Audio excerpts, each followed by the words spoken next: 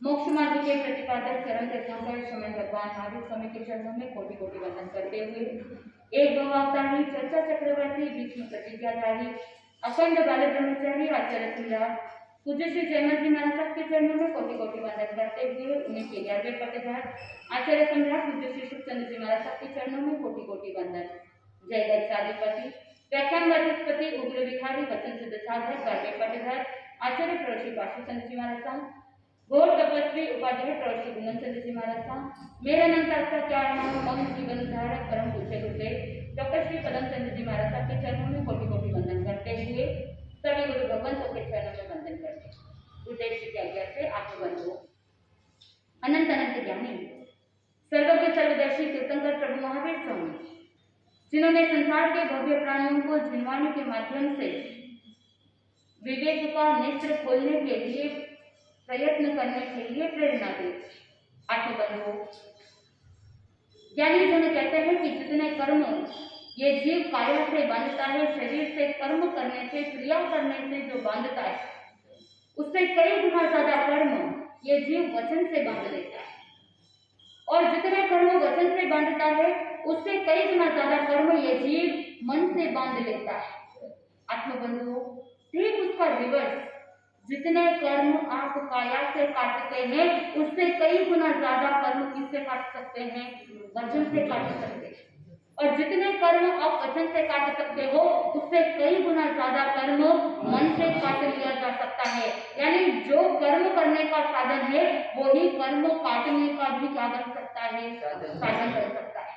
बस ये ध्यान रखना है कि जो मन वचन का योग है इनका यूज हो रहा है या मिस यूज हो रहा है, ये काय योग जो है या मन योग है वचन योग है इसका किस तरह से उपयोग किया जा रहा है इसके ऊपर निर्भर करता है। ज्ञानी जन कहते हैं एक अपेक्षा से योग तो सिर्फ 3 है मुख्य रूप से, मन योग, वचन योग और काय योग। लेकिन अगर डिटेल से अगर चिंतन करें तो योग कितने? 15। कितने हैं? 15। मन के कितने? 4 मन के, 4 वचन के और 7 काया के। 4 मन के जहाँ पर बताया जाता है सत्य मनोयोग, असत्य मनोयोग, मिश्र मनोयोग और व्यवहार मनोयोग। एक तरफ व्यक्ति सत्य के बारे में चिंतन करता है, सत्य के बारे में सोचता है, सत्य मनोयोग, और दूसरी तरफ असत्य के बारे में चिंतन करता है, असत्य के बारे में सोचता है, असत्य के बारे में प्लानिंग प्लॉटिंग करता है, वो सब क्या है? असत्य मनोयोग। यानी मन के अंदर जो विचार चल रहे हैं उसकी अलग अलग कैटेगरी बना। और तीसरा है मिश्र मनोयोग, यानी वहां पर कुछ सत्य भी है और कुछ असत्य भी है। ऐसा कहा जाए कि पूरा सत्य भी नहीं है और पूरा झूठ भी नहीं है। इस तरह का जो मिश्र है उसे कहते हैं मिश्र मनोयोग। और चौथा बताते हैं व्यवहार मनोयोग, यानी व्यक्ति व्यवहारिक रूप से चिंतन करता है, सत्य से या असत्य से कोई लेना देना नहीं, सत्य और असत्य से परे होने वाला क्या है? व्यवहार मनोयोग। यानी व्यवहार के अंदर बैठे हो तो व्यवहार के बारे में कुछ सोचना पड़ता है, कुछ चिंतन करना पड़ता है, इसीलिए जो विचार किए जाते हैं उसे क्या कहा? व्यवहार मनोयोग।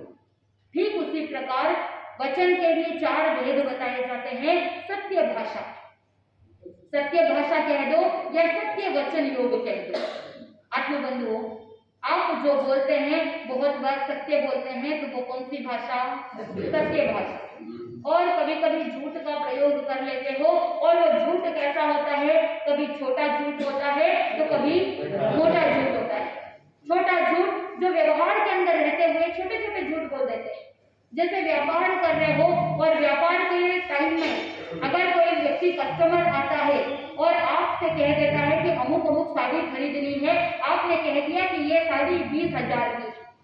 उस समय वो अपना रिकमेंडेशन जो परिचय होता है वो हाई रिकमेंडेशन सामने बोल देता है कि आपका एक रिश्तेदार जो फलान जी है वो मेरे भी रिश्ते में लगते हैं। तो जब परिचय निकलता है तो फिर आप कहोगे कि देखो ये तो घर के ही है, तो इनसे 20,000 लेना तो ठीक बात नहीं है, तो आप सीधा 20 का क्या कर दोगे? 15 कर दोगे। आप बोल रहे हो आप फलान जी के रिश्तेदार हो, इसीलिए मैं क्या कर देता हूँ? अरे बोल तो दीजिएगा, पर आप करते हो आप बोलो। सीधा 20 का क्या कर देंगे, 15 कर देंगे। फिर बाद में वो और थोड़ा परिचय दे देते हैं और थोड़ा सा आपको फोर्स कर देते हैं, नहीं नहीं 15 तो बहुत ज्यादा है, थोड़ा और कम कर दीजिए। तो उस समय आप कहोगे कि आपके गले की सुगंध खा के कहता हूँ मेरे घर में इतनी आई है, और फिर आप दिखाने के लिए अपनी अलमारी से फाइल निकाल करके दिखाने की कोशिश करते हो। आपको विश्वास नहीं हो तो मेरी फाइल देखिए, क्या कस्टमर फाइल देखेगा?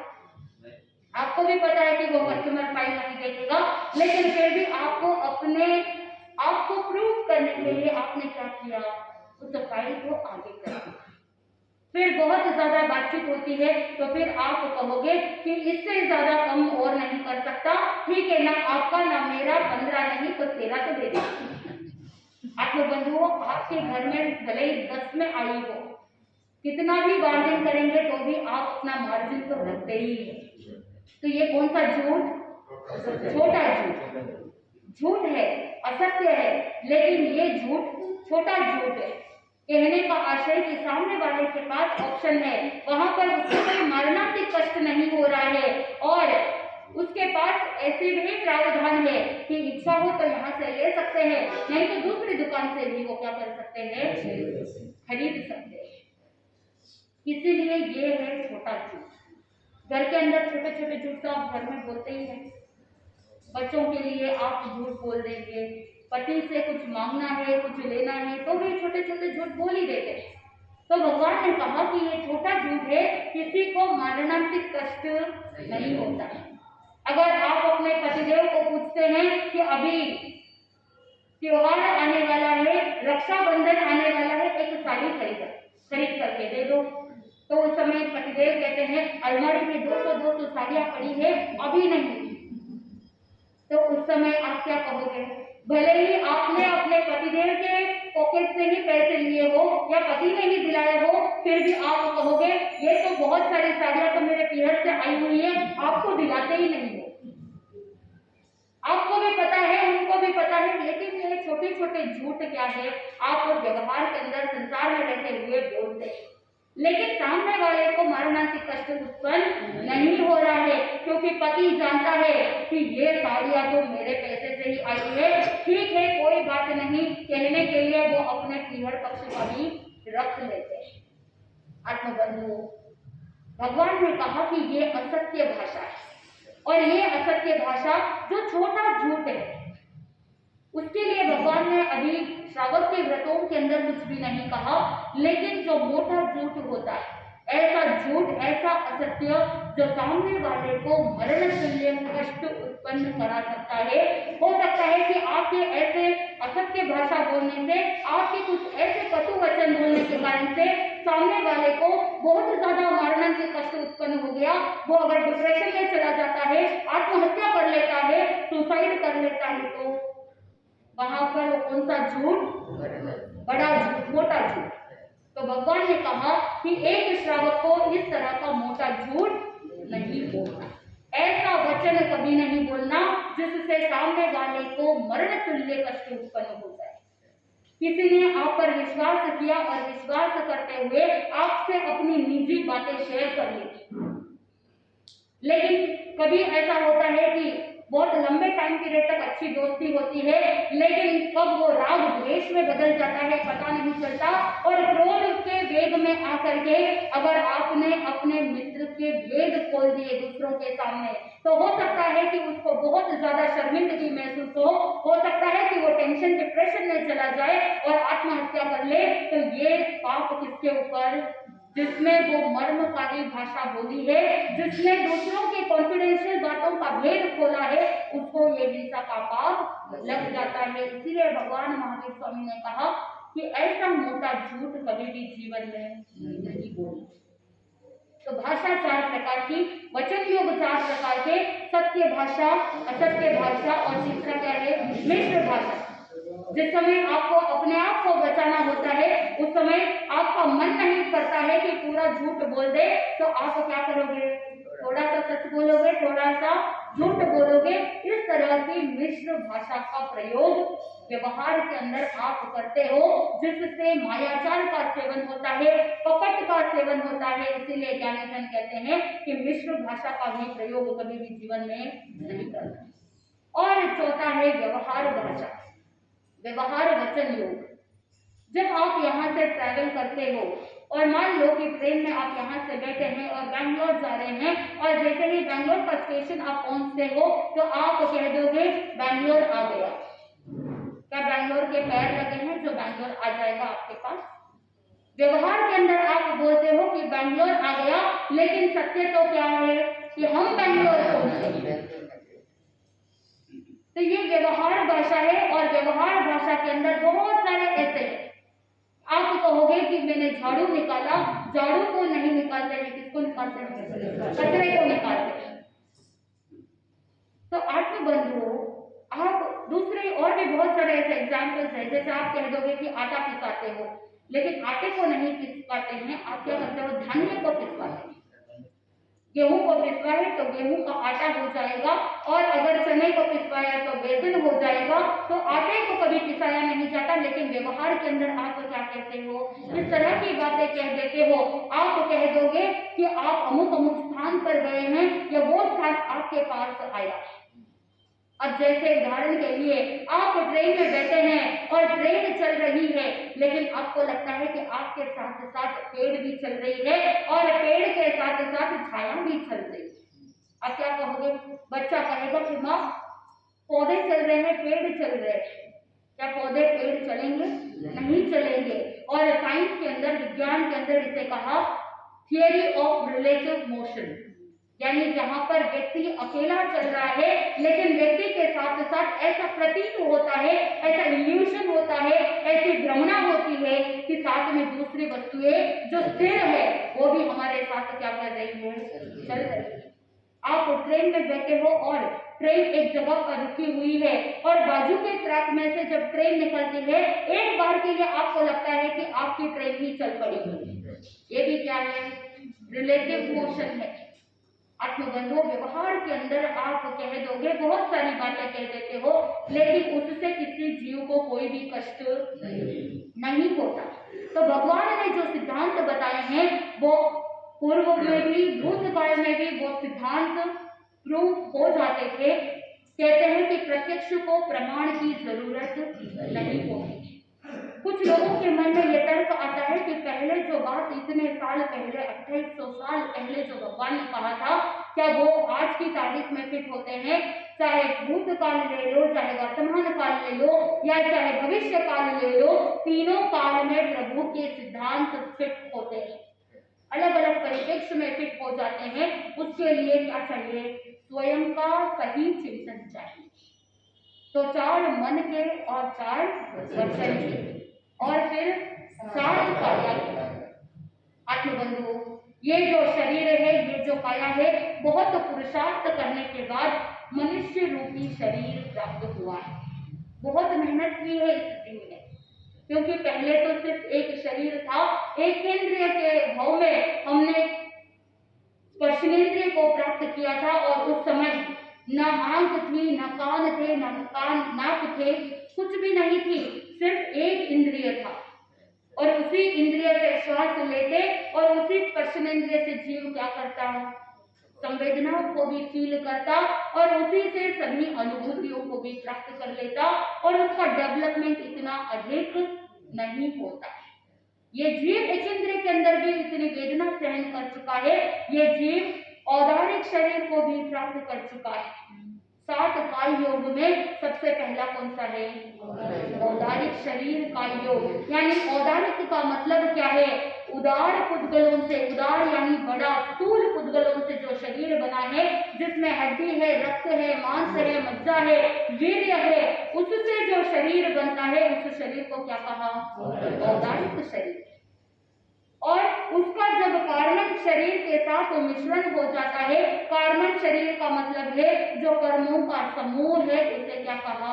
कार्मण शरीर। और जो तेजस शरीर होता है वो भी सूक्ष्म शरीर है, जो कर्मों को जलाने का काम करता है। कार्मण शरीर को जला करके राख करने का काम तेजस शरीर करता है। और कुछ ऐसे जीव होते हैं जैसे नारकी और देवता होते हैं, उनको जन्म से ही ऐसा शरीर मिलता है जिसमें हड्डी रक्त मांस मज्जा नहीं होती, लेकिन उनका शरीर वो मर्क्यूरी पारे के समान बिखरता है और एकत्रित हो जाता है। ऐसा शरीर जिसके कारण से विविध प्रकार की क्रियाएं की जा सकती है, उसे कहा वैक्रिय शरीर। उस शब्द के अंदर ही नाम आता है वैक्रिय, यानी विविध क्रिया जिससे हो सकती है। अलग अलग प्रकार के रूप बनाए जा सकते हैं और अलग अलग प्रकार के हाइट भी बना सकते हैं। वो शरीर को छोटा कर सकते हैं, शरीर को बड़ा विकराल रूप भी कर सकते हैं। ऐसा शरीर कौन सा शरीर? वैक्रिय शरीर। औदारिक शरीर का योग, औदारिक मिश्र शरीर का योग, वैक्रिय शरीर का योग, वैक्रिय मिश्र शरीर का योग। और उसके बाद तीसरा आता है आहारक शरीर, यानी जब 14 पूर्वधारी साधु होते हैं, सिर्फ 14 पूर्वधारी साधु को ही ये लब्धि प्राप्त होती है कि जब वो स्वाध्याय कर रहे होते हैं, उनको कोई शंका उत्पन्न हो जाती है, तो शंका का निवारण करने के लिए वो अपनी आहारक लब्धि से अपने शरीर में से एक हाथ जितना एक स्फटिक यानी क्रिस्टल क्लियर जैसा एक शरीर बाहर निकलता है और वो तीर्थंकर भगवंतों की सेवा में जाकर के शंका का क्या कर लेते हैं? समाधान कर लेते हैं। कभी ऐसा लगता है कि उनको तीर्थंकर भगवंतों के दर्शन करना है, विशेष रूप से उनकी रिद्धि देखनी है, या कभी कुछ ऐसे स्वाध्याय करते करते अपने डाउट्स क्लियर करने हैं, उस समय आहारक लब्धि का प्रयोग किया जाता है। तो आहारक शरीर का योग और आहारक मिश्र शरीर का योग।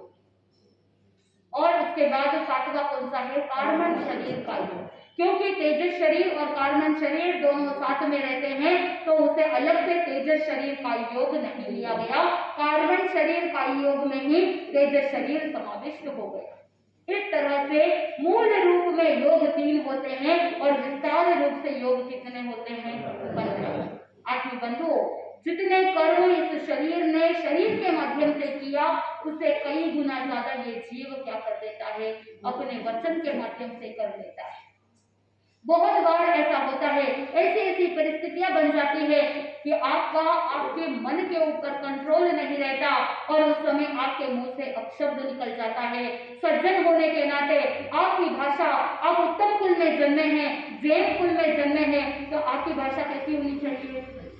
आपकी भाषा बहुत अच्छी होनी चाहिए, सात्विक होनी चाहिए, पोलाइट होना चाहिए, रिक्वेस्टफुल भाषा होनी चाहिए। वहां पर कमांड देने वाले, ऑर्डर देने वाली भाषा नहीं होनी चाहिए। वहां पर रिक्वेस्ट होना चाहिए, क्या आप ये काम कर सकते हैं?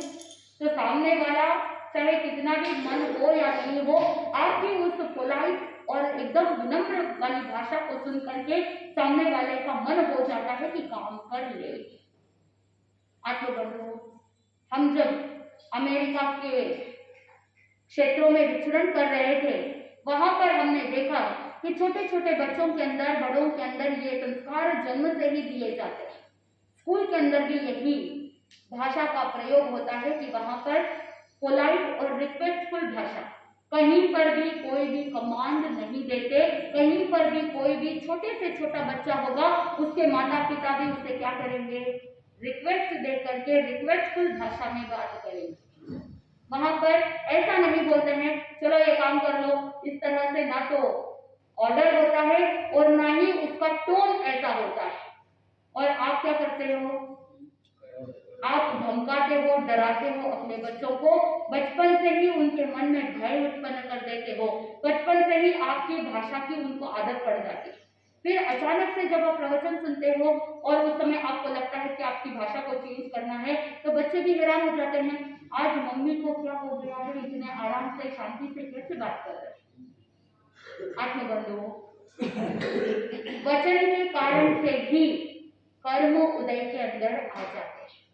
ज्ञानी जन कहते हैं कि अगर किसी को एक जोर से तमाच लगाते हैं, तो वो जो शरीर के ऊपर भाव लगता है, वो भाव तो व्यक्ति भूल जाता है। बच्चे को आपने एक तमाच मारी, कुछ समय बाद वो भूल जाता है कि मम्मी ने मारी, लेकिन जो वचन का भाव होता है वो जन्म जन्मांतर तक हृदय को पीड़ा पहुंचाता है, हृदय को चोट पहुंचाता है, वो साधक को भूलने नहीं देता है। पूज्य गुरुदेव डॉक्टर श्री पदम चंद्र जी महाराज साहब के मुखारबिंद से एक कथा प्रसंग सुना था जो मुझे याद आ रहा है। एक बार एक गांव के अंदर एक गोपालक और वो गोपालक की प्रतिदिन का रूटीन, उसकी आजीविका ऐसी थी कि रोज वो जंगल में गायों को लेकर के जाता और गायों को चरा करके वापस जब तक गायें चरती तो जंगल से लकड़ियां एकत्रित करते हुए वापस गांव को लौट जाता था। गाय के दूध दुहाने के बाद कुछ दूध उसके लिए स्वयं के लिए रखता, परिवार के लिए रखता और जो बचा हुआ दूध होता तो वो गांव में बेच देता था, लकड़ियां भी बेच देता और जितने पैसे आते उससे वो अपना जीवन यापन करता रहता। आठ बंधु, यही रूटीन चल रहा था और एक दिन अचानक से उस जंगल के अंदर जब वो गायों को चराने के लिए ले गया तो सामने उसने देखा कि जंगल का राजा केसरे सिंह सामने बैठा है। जैसे ही सिंह को देखा तो वो गोपालक थर-थर कांपने लगा। उसने सोचा कि आज तो मेरी खैरियत नहीं है, आज मैं बचने वाला नहीं हूँ। सिंह एक झपट्टा मारेगा और मेरा प्राण चला जाएगा, क्या करूं? जैसा उसने सोचा था ऐसा कुछ भी नहीं हुआ। उसने सोचा कि सिंह तो जंगल का राजा है, उसकी जोर से एक गर्जना होगी तो पूरा जंगल कांप उठेगा और एक झपट्टा देगा और मैं तो वहां से निकल जाऊंगा। अब वो गोपालक जैसा सोच रहा था ऐसा कुछ भी नहीं हुआ। सिंह ने कुछ भी नुकसान भी नहीं पहुंचाया और जैसे ही देखा मानो सिंह इशारे से कह रहा हो अपना पंजा उठा करके कि तुम इधर आओ। इशारे से ऐसा लग रहा था कि वो गोपालक को बुला रहा है। थोड़ी सी हिम्मत जुटाई, उसने सोचा या तो सिंह झपट्टा मारेगा या मुझे पास में जाना है। बात तो एक ही है कि आज मैं बचने वाला नहीं हूँ। गोपालक धीरे धीरे डरता डरता सिंह के नजदीक पहुंचता है और जैसे ही सिंह के नजदीक पहुंचा तो देखा कि उस पैर के पंजे में एक कांटा छुपा हुआ है और उस पैर के अंदर सूजन आ गई। गोपालक के पास तो वैसे भी औजार थे, टूल्स थे, तो उसने अपने औजार निकाले और उसके पैर से क्या निकाला? कांटा निकाल दिया। गोपालक के मन में डर है कि जैसे ही कांटा निकल जाएगा इसकी पीड़ा शांत हो जाएगी, इसकी वेदना शांत हो जाएगी तो सिंह क्या करेगा? झपट्टा मारेगा। अब क्या करना? लेकिन ज्ञानी जन कहते हैं कि वो पशुओं के अंदर भी इतने बेसिक संस्कार तो रहते हैं कि उपकारी के ऊपर कभी भी अपकार नहीं करते। अगर आपके घर के सामने कोई एक कुत्ता है, आपने एक दिन उसे एक रोटी दे दी तो अगले दिन ठीक उसी समय वो क्या करेगा? आपके घर के पास आ जाएगा और आप उसे फिर से रोटी दे दोगे तो आपके घर का अन्न खाया है तो वो कुत्ता क्या करेगा? अपने मालिक का ध्यान रखेगा और उस घर के आसपास किसी दूसरे कुत्ते को आने नहीं देगा या किसी चोर को भी आने नहीं देगा, क्योंकि उसने उस घर का नमक खाया है। तो वो क्या करेगा? उस ऑनेस्टी को निभाएगा और अपने मालिक की सेवा करना प्रारंभ कर देगा। पशुओं के अंदर अमूमन हम देखते हैं कि उपकारी के उपकार को कभी भूलते नहीं है, लेकिन इंसान आज के जमाने में कैसा हो गया है कि जिन्होंने वो उपकार किया उसी के पीठ के पीछे क्या कर देते हैं? सुराग ठोक देते हैं। जिसके थाली में अन्न खाया उसी थाली में क्या करते हैं? छेद कर देते हैं। आत्मबंधु, वो सिंह अब गोपालक का ऋणी था। गोपालक के ऊपर कोई आक्रमण नहीं किया, मानो कि वो इशारे से कह रहा हो कि आज से तुम अपने गायों को चराने की जरूरत नहीं है, तुम्हारी गायों को मैं चराऊंगा और तुम्हें कोई चिंता करने की जरूरत नहीं है। तुम्हारी गायों की सुरक्षा अब किसकी जिम्मेदारी है? मेरी जिम्मेदारी है। तो वो गोपालक तो सोचने लगा कि चलो एक काम क्या हो गया, कम हो गया। तो अब अगले दिन से वो प्रतिदिन गायों को लेकर के आता, सिंहों को गिन करके गायों को देता, दिन भर गायें चरती और सिंह वापस शाम को सारी गायों को क्या करता? गोपालक को सौंप देता और गोपालक दिन भर विश्राम करता, लकड़ियां इकट्ठी कर लेता और गायों को लेकर के प्रस्थान कर जाता। आत्मबंधु, इधर ऐसे ही क्रम चलता रहा। प्रतिदिन गोपालक गायों को लेकर के आता और सिंह को सौंप देता। सिंह गायों को चरा करके शाम को वापस लौटा देता था। उपकार बस इतना सा था कि पैर के पंजों से एक कांटा निकाला था, लेकिन उसने उस उपकार को आगे कैसे चुकाया ये आप देख रहे हैं कि प्रतिदिन गायों को चराने के लिए ले जाता। एक दिन ऐसा हुआ कि देर शाम हो गई लेकिन गायें वापस लौटी नहीं। गोपालक भी विचार करने लगा, क्या बात हो गई, कहीं गायें दूर जंगल के अंदर तो नहीं चली गई, अब कैसे क्या करना, तरह तरह के विचार आने लगे। आपका बच्चा अगर कहीं ट्यूशन जाता है और अगर ट्यूशन से वापस लौटने का टाइम अगर शाम को 6 बजे है, लेकिन अगर 10-15 मिनट ऊपर हो जाए, उस समय क्या करोगे? आपको चिंता होने लगेगी और आप उसी सेफ्टी सिक्योरिटी के लिए अपने बच्चे के साथ मोबाइल दे करके भेजते हैं कि कभी कुछ किंतु परंतु हो जाए तो क्या कर देना, फोन कर देना।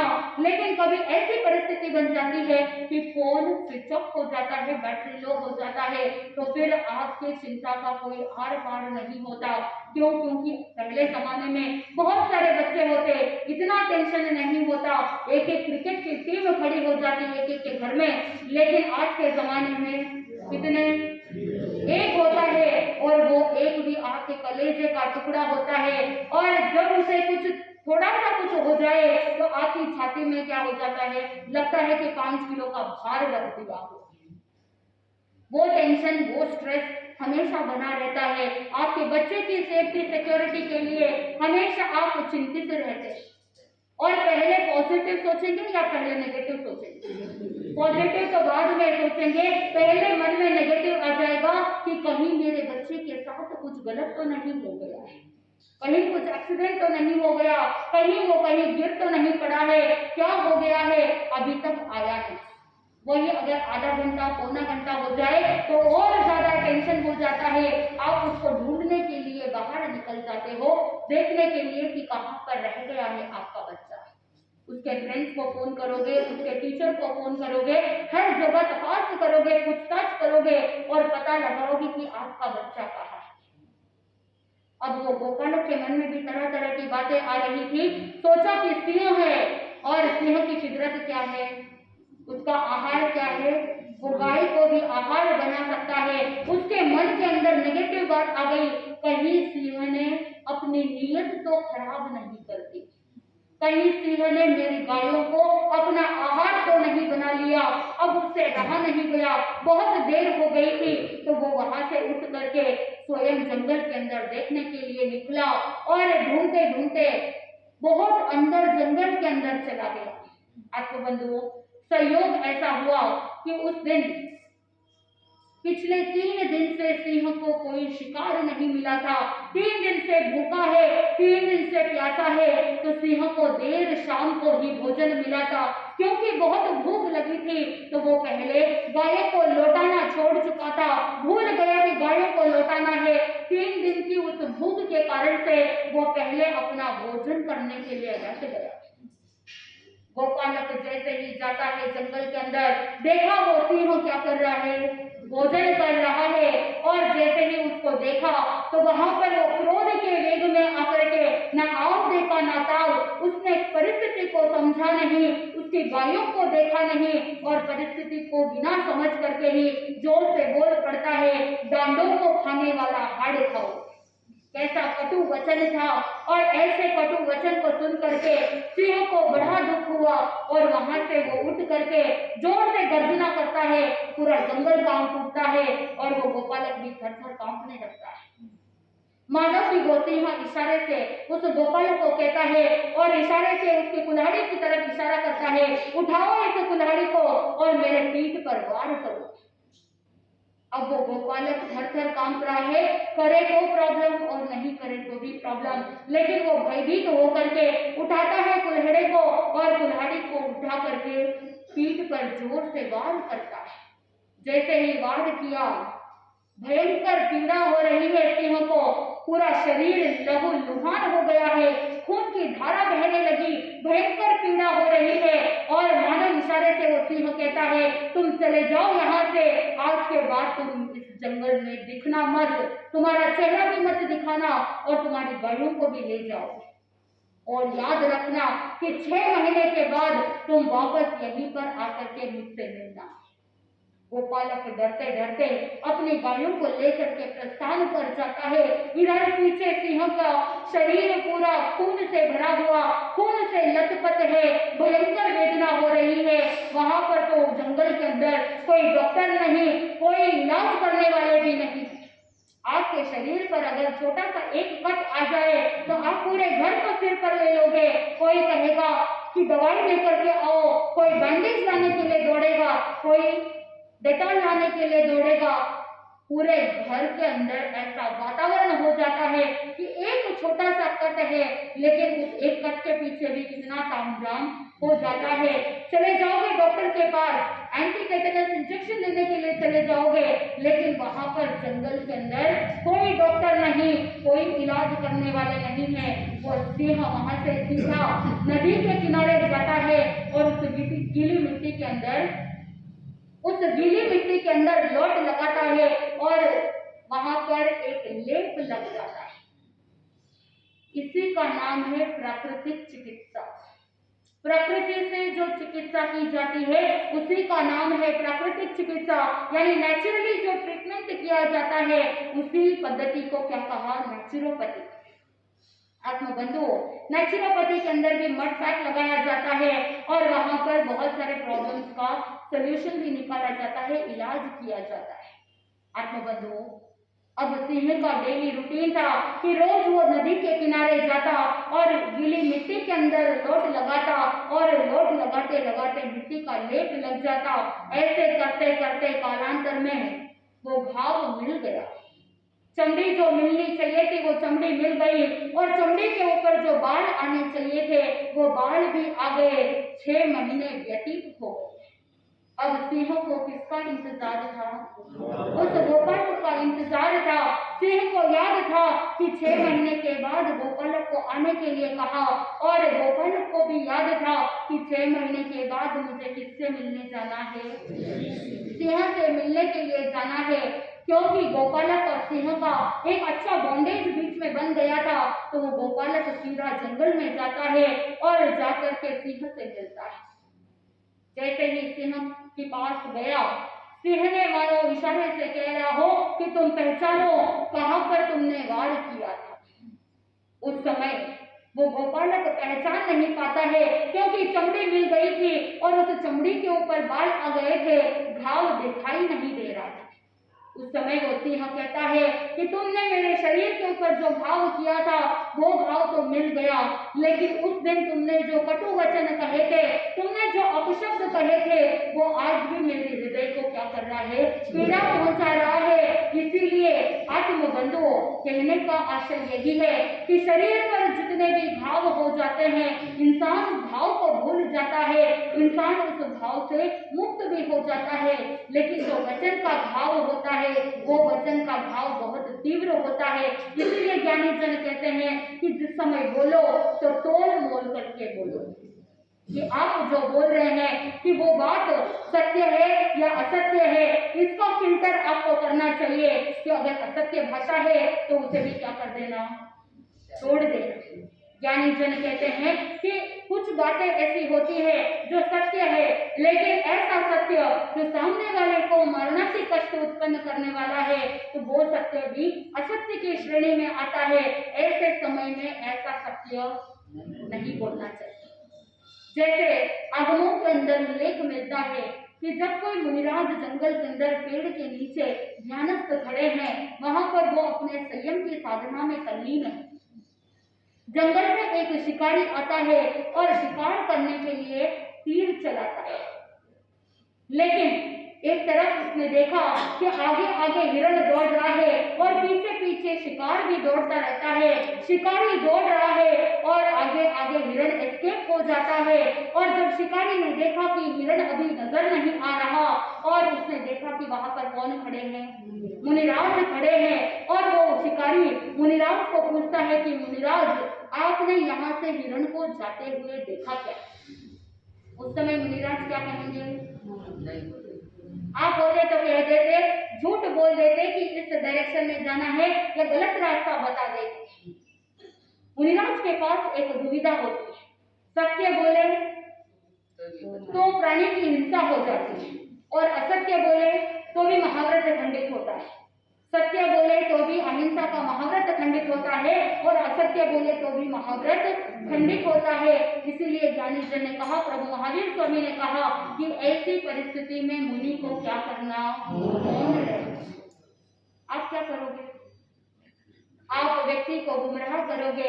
आज का रिसर्च कहता है कि व्यक्ति जब झूठ बोलता है तो सामने वाले के माइंड को डिस्टॉर्ट कर देते हैं, यानी उस व्यक्ति का जो परसेप्शन होता है, उस व्यक्ति की जो धारणा शक्ति होती है वो क्या हो जाती है, डिस्टर्ब हो जाती है। इसीलिए आगमकार कहते हैं, वैज्ञानिक कहते हैं कि कभी भी असत्य का प्रयोग नहीं करना चाहिए, क्योंकि आप जितना झूठ बोलोगे वो सामने वाले के माइंड को डिस्टर्ब कर देता है और उसके माइंड की मेमोरी पर बहुत ज्यादा इफेक्ट हो जाता है। आप अगर नेगेटिव सोचते हो या नेगेटिव बोलते हो, आपकी भाषा कैसी है इसके बारे में भी आपको अवलोकन करना चाहिए। आप अगर दिन भर में बार बार नेगेटिव शब्द बोल रहे हैं, नेगेटिव शब्दों का प्रयोग कर रहे हैं, तो नेगेटिव शब्दों के माध्यम से एनर्जी भी क्या हो जाती है, नेगेटिव हो जाती है। आप अगर उदाहरण के लिए बार बार बोलते हो कि मुझसे तो याद होता नहीं है, मैं बार बार भूल जाती हूँ, मुझे याद नहीं रहता, अगर आपने बार बार ये शब्द कहे, मन में सोच रहे हो, वचन से बोल रहे हो, बार बार बोल रहे हो और बार बार नेगेटिव बोलने के कारण से आपके ब्रेन के अंदर उस तरह का संदेश पहुंच जाता है और फिर क्या होगा, जो आप बोलते हो वही होता है। अगर आप अपने बच्चे को बार बार कंपेयर कर रहे हो दूसरे बच्चों के साथ, अपने बच्चे को कहोगे देखो फलाचंद जी का बेटा कितना मेहनत करता है, फलाचंद जी का बेटा कितने अच्छे मार्क्स लाता है, तुम क्यों पढ़ाई नहीं करते हो, और बार बार लोगों के सामने आप अपने बच्चे का ही क्या करते हो, इंसल्ट करते हो, बेइज्जती करते हो, वो बच्चा अपने आप को हीन समझने लग जाता है। उस बच्चे के अंदर बचपन से ही इंफीरियरिटी कॉम्प्लेक्स पैदा हो जाती है और उसके बाद आप सोचते हो कि वो अच्छा परफॉर्म करे, अच्छी पढ़ाई करे, तो कैसे संभव है, क्योंकि आपकी नेगेटिविटी ने उसे बांध करके रखा है। बच्चा अगर आगे बढ़ना चाहता है, लेकिन आपके नेगेटिव सोच के कारण से, आपके नेगेटिव शब्दों के कारण से वो बच्चा आगे नहीं बढ़ पाता है। इसीलिए आगमकार कहते हैं कि हर एक श्रावक श्राविका को थोड़ा बोलना चाहिए, आवश्यकता होने पर बोलना चाहिए और मीठा बोलना चाहिए। आप अगर पॉजिटिव नहीं बोल सकते हो तो कम से कम नेगेटिव तो मत बोलो। आप एनालाइज कीजिए, प्रतिदिन अपने लिए 5 मिनट निकालिए, रात को सोने से पहले आप एक 7 दिन के लिए एक एक्सपेरिमेंट कीजिए, एक नोटबुक अपने पास रखिए और लेफ्ट पेज के अंदर आपने जितने भी दिन भर में नेगेटिव शब्दों का प्रयोग किया है उसे लिखिए। और उस समय ध्यान नहीं रहता है, नेगेटिव निकल गया, तो रात्रि के समय में जब आप अपना अंतर अवलोकन करोगे उस समय आपको चिंतन करना है कि इस नेगेटिव शब्द को मैं पॉजिटिव में कैसे कन्वर्ट कर सकता था। अगर आपने किसी को कुछ नेगेटिव बोला है कि ऐसा नहीं करना है, तो आप उसे पॉजिटिव में कैसे बोल सकते थे, तो उसे क्या करना है, सब्स्टिट्यूट करना है, चेंज करना है। और जब आप 7 दिन के लिए ये प्रैक्टिस करेंगे उसके बाद आपका माइंड इतना शार्प हो जाएगा कि 8वें दिन आपको लिखने की जरूरत नहीं पड़ेगी। आपका माइंड इतना अलर्ट हो जाएगा कि 7 दिन के बाद अगली बार जब आप बोलोगे, पहले दिन जितने नेगेटिव सेंटेंसेस थे अगले दिन क्या हो जाएंगे, कम हो जाएंगे। ऐसे आप अपना अवलोकन करते करते आगे कुछ दिनों में ही आप देखोगे कि आपके सेंटेंसेस सारे जो नेगेटिव पहले ज्यादा हो रहे थे अब क्या होने लगे हैं, पॉजिटिव होने लगे हैं। जैसे ही आपके वचन पॉजिटिव होता जाएगा आप देखोगे कि आपका माइंड भी क्या हो रहा है, पॉजिटिव होता जा रहा है। और जैसे ही आपका माइंड, आपके वचन पॉजिटिव होते जाएंगे तो आपकी एनर्जी भी पॉजिटिव होगी, आपका वातावरण भी पॉजिटिव होगा, क्योंकि आप अपने वचनों से किसी जीव को कष्ट नहीं पहुंचाओगे। फिर आपके जीवन का वातावरण, आपके घर का वातावरण, आपके ऑफिस का वातावरण बहुत ही पॉजिटिव होगा। आप जीवन में अपने शुभ वचनों से आगे तरक्की करते चले जाओगे। इसलिए अवतार कहते हैं कि वचन का विवेक रखना बहुत जरूरी है, क्योंकि वाणी का अगर विवेक नहीं रखा तो बहुत ज्यादा कर्मों का बंधन कर लेते हैं। और वही उसका रिवर्स, अगर आप प्रतिदिन घर के अंदर सामूहिक रूप से बैठ करके 5 मिनट 10 मिनट के लिए साथ में बैठ करके प्रार्थना करते हैं, स्वाध्याय करते हैं, प्रभु की स्तुति भक्ति करते हैं, तो आपके वचन भी पॉजिटिव हो जाएंगे। क्योंकि स्तुति भक्ति करने से आपके वचनों का जो भाषा के पुद्गल है वो पुद्गल शुभ हो जाते हैं। और जब भाषा के पुद्गल शुभ होंगे तो आपकी एनर्जी भी शुभ होती जाएगी और पाप कर्म नाश होते जाएंगे, कर्मों की निर्जरा होती जाएगी। तो आपको क्या करना है, जब भी कभी मन में नेगेटिविटी आए तो पहले ही क्या कर देना, बैठ करके प्रभु की भक्ति में तल्लीन होने के लिए प्रारंभ कर देना। ये आसान तरीका होता है। स्वाध्याय के माध्यम से मन को निग्रहित किया जा सकता है, मन को कंट्रोल किया जा सकता है, और स्वाध्याय के माध्यम से प्रार्थना स्तुति भक्ति से वचन को भी क्या किया जा सकता है, पॉजिटिव बनाया जा सकता है। तो आप एक क्रम प्रारंभ कर दीजिए कि घर में जितने भी सदस्य हैं, परिवार के अंदर ऐसा एक टाइम कि जब आपके पूरे घर के सदस्य साथ में हो, उस समय 5 मिनट साथ में बैठ करके नवकार मंत्र का जाप कीजिए, या आप अपने जिनको भी आप मानते हो उनकी स्तुति भक्ति कीजिए, जिससे आपके वचन क्या हो जाएंगे, शुभ हो जाएंगे। और घर के अंदर सामुदायिक जो अशुभ कर्म है उसका नाश होगा, और सामुदायिक जो शुभ कर्म होते हैं उसका उपार्जन होगा। तो जो सामूहिक रूप से जो कर्म बंधे हैं वो टूट जाएंगे, तो अनहोनी में पूरे के पूरे परिवार को कहीं भी कोई भी नुकसान नहीं होगा। क्या आप एक छोटा सा कार्य प्रारंभ कर सकते हैं कि आप अपने घर परिवार के अंदर प्रतिदिन 5 मिनट के लिए सामूहिक रूप से प्रार्थना करें, जो भी आप प्रार्थना करना चाहते हो वो प्रार्थना करें, या 5 मिनट के लिए सभी साथ में बैठ करके जाप करें, जिससे घर का वातावरण शुभ हो और साथ में एक दूसरे के साथ वो कनेक्टिविटी, वो जुड़ाव बना रहे, ताकि एक दूसरे के प्रति आदर सत्कार सम्मान की भावना भी आपके अंदर प्रकट होती रहे, बच्चों के अंदर भी अच्छे संस्कार आते रहेंगे। ये संस्कार आपको ही डालना है बच्चों के अंदर। केवल पाठशाला में या शिविरों में संस्कार मिलते नहीं है, आपके घर में संस्कार मिलेंगे। आप सोचते हो कि 24 घंटे पूरे वर्ष भर तक बच्चे आपके घर में रहते हैं, आपको देखते हैं, आपसे सीखते हैं, और कभी सप्ताह में एक दिन 1 घंटा 2 घंटा क्लास में आते हैं। आप सोचते हो कि जो कसरत आपने पीछे रखी है वो 1 घंटे में पूरा कर दे, ऐसा पॉसिबल है क्या? नहीं है। आप सोचते हो कि 24 घंटे आपका माइंड संसार के पाप कार्यों में लगता है, और अचानक से आप समय के अंदर बैठते हो और आप अपेक्षा रखते हो कि सारे जो तामझाम है, जो भी मन के अंदर जंजाल है, वो इमीडिएटली क्या हो जाए, समाप्त हो जाए। ऐसा होता नहीं है। आपके माइंड को धीरे धीरे तैयार करना पड़ता है, और आप ये तैयारी बचपन से करेंगे और बचपन से ही बच्चों के अंदर अच्छे संस्कार डालेंगे, तो आपका जीवन भी शुभ होगा। क्योंकि आपके बच्चे अगर सही रास्ते पर चलेंगे तो आपका बुढ़ापा भी सुरक्षित रहेगा। तो आप अगर कोई कार्य प्रारंभ करते हैं तो आप ये मत समझना कि आप अपने बच्चों के लिए कर रहे हैं, आप किसके लिए कर रहे हो? आप स्वयं के लिए कर रहे हो, क्योंकि आप स्वयं के बुढ़ापे की सुरक्षा कर रहे हो। तो इसीलिए आप पॉजिटिव बोलिए और पॉजिटिव कार्यों को कीजिए, जिससे आपका जीवन पॉजिटिव रहेगा। वचन का विवेक रखेंगे तो जीवन के अंदर बहुत सारे कर्मों से बचा जा सकता है, और जैसे जैसे कर्म हल्के होते जाएंगे वैसे वैसे शीघ्रातिशीघ्र ये जीव, जो भव्य जीव है, वो शीघ्रातिशीघ्र मोक्ष मंजिल को प्राप्त कर सकते हैं, आनंद की प्राप्ति हो सकती है। इसी मंगल भावना के साथ आनंद ही आनंद बोले श्री जैन धर्म की